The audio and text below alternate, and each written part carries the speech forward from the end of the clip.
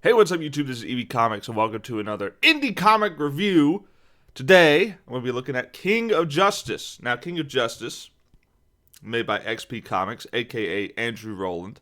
And I've been doing streams with Andrew for quite a bit now, for a few months at this point. We started out on One Gun's channel, Indie Comics Empire, and it's me, him, N2 Paints, Mindy Wheeler, of course, One Gun. And every now and then we'll have like a guest artist that'll kind of like rotate in and out and stuff like that. And it's been fun. It's been a great experience. I love drawing with these guys. I love doing like different challenges, like draw Doctor Doom or a DC character or a Marvel character, whatever. And I've really enjoyed that. And for a while, for like 3 weeks, One Gun couldn't do it because his mother passed away. Rest in peace. And Andrew Rowland kind of took over for those 3 weeks. It was on his channel, and for those weeks, it was basically just me and him. The others couldn't make it, so we just talked about stuff. He talked about his comic a lot, and from our conversation, I kind of gathered that this comic was very like biblically inspired, right? It's a very Bible comic, right? There's two different types of Christian media. I like to have these two different categories. Like that's at least how I see it, right?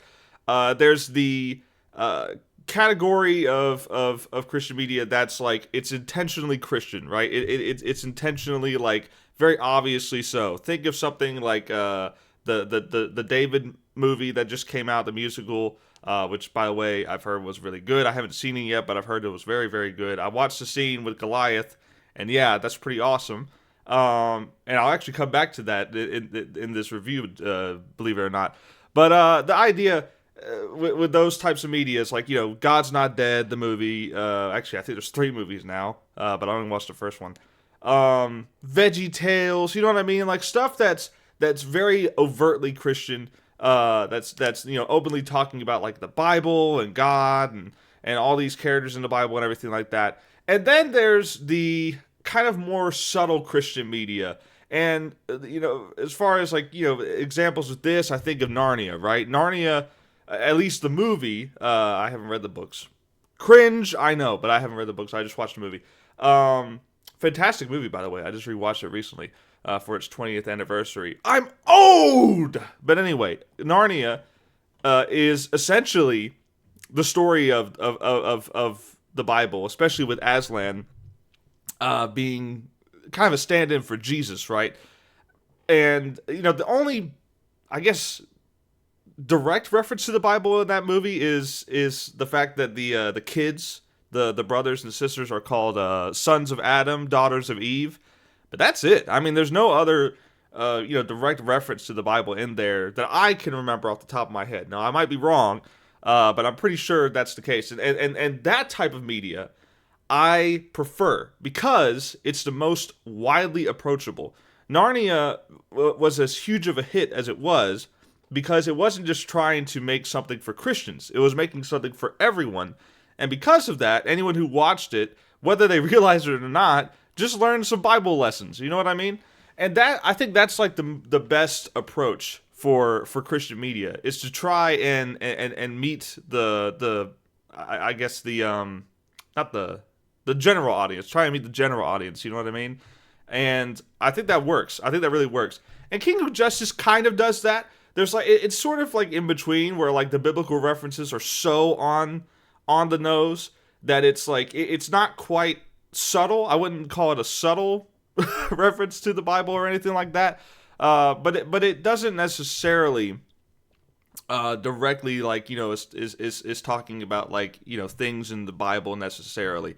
There is Adam and Eve are mentioned, and basically God is in this story. Like literally God, the character, is in this story, and he goes by Elohim, which is another name for God. The main character's name is Melchizedek. There's a character called Evangeline, and by the way, the main character's name is Melchizedek Theologia, which for anyone else watching is just like, okay, that's just a complicated name. But for me, who like knows the Bible, who has been to church all of my life, who has read the Bible and studied it and stuff like that. To me, like, that name is like, it's a little much. Me personally, the name is a little much. It is a little on the nose. And there's a lot of names like that in this series that sort of feel like that. There's another character called Gabe, and I actually like his name the best because his name could mean Gabriel, like the angel, or it could just be Gabe.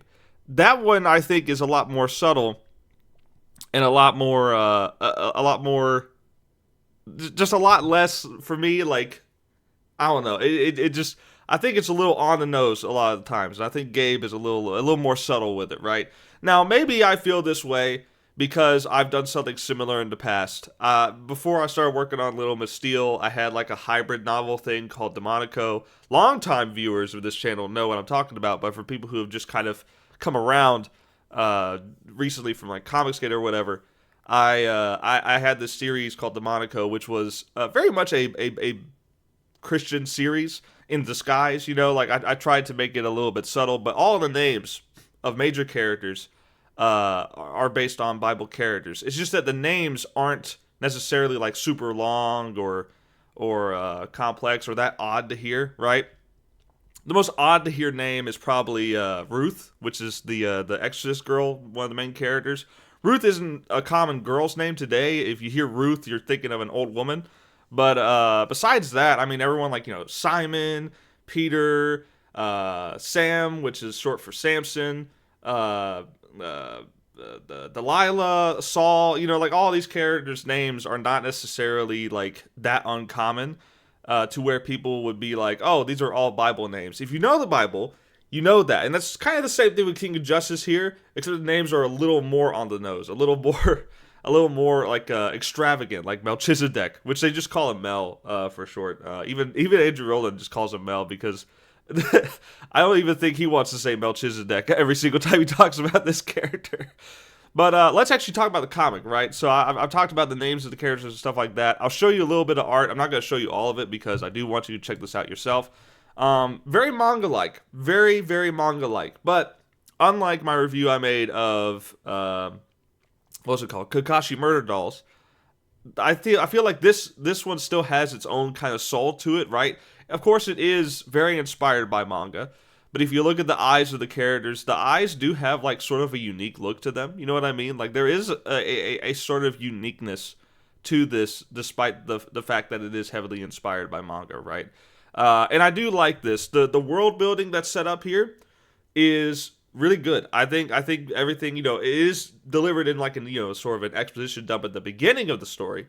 But as long as the dump is not too long, and since it's at the beginning, everything after this is not, gonna feel like just exposition for the sake of exposition.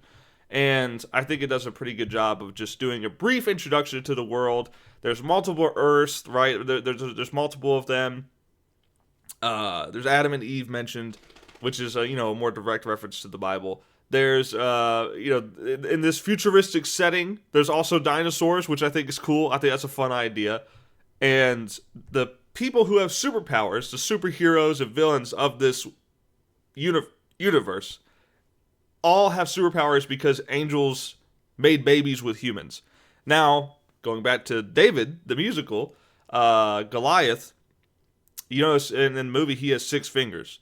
And that's because, he's giant and he has 6 fingers because he is the product of an angel and a human. And I believe he was one of the last ones.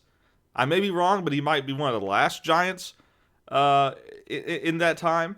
But he basically, Andrew Rowland took that idea for the Bible and applied it to like a variety of superpowers, right? And I think that's cool. I think having like an in-universe explanation for why all these superpowers take place, I think it makes sense. I think it's good. I think it's more unique than just saying they all fell in a chemical vat. You know what I mean? Static does something similar where they have something called the Big Bang, which is where there's some gang fighting and then chemicals get spilled everywhere and all of a sudden all these gangsters get superpowers and Static happens to be one of them, but he's a good kid. So he's like the one good guy who got superpowers versus everyone else who are gangsters and are willing to do a bunch of messed up stuff to get whatever they want, and it's up to Static to do that. And so kind of a similar kind of establishment here, where it's explaining where the powers come from. I like that. It's cool. And you get introduced to this character. I like the dinosaur. I like the eye of the dinosaur being so big and like that. I like it. It's cool. It also kind of looks like Godzilla a little bit more than a dinosaur, but I like it. I like it. But yeah, I'll show you the main character here. This guy, his name is Jaden initially. Jaden Theologia. Then he becomes Melchizedek Theologia. Gesundheit! But essentially, he's a homeless guy. He's an orphan. He doesn't really have any family or whatever. And apparently he's a teenager. And my God, a teenager with that kind of beard is insane! Anyway, the idea is that even though he's homeless and he's just in an alley with nothing, he sees an old man getting robbed and stands in for him, right? He starts fighting this dude with superpowers and gets completely destroyed. And this act of kindness, this act of good, is noticed by literal God, which I like is depicted as, well, this is an angel, but I'll fast forward to God. Yeah, there it is. That's God. That's Elohim. Literally, like a person made of fire. I think that's really cool. I think that's a cool depiction of God, and basically he blesses him as his champion, right? And there's sort of parallels to Mel being sort of like Jesus, and the antagonist being sort of like the Antichrist. At least that's how I picked it up, how I look at it.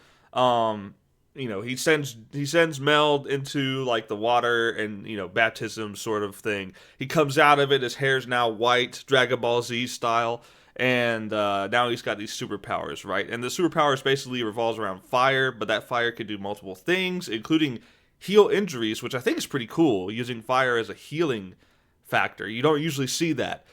Usually fire is just destructive. But yeah, the action is pretty good. There's some action in this first issue. The second issue, there's a little bit more action as well. Basically, both these two issues, which there's a third one as well, but Andrew told me just to read the first two. And I think it's a good introduction to the story. I think it introduces the protagonist and the antagonist pretty well.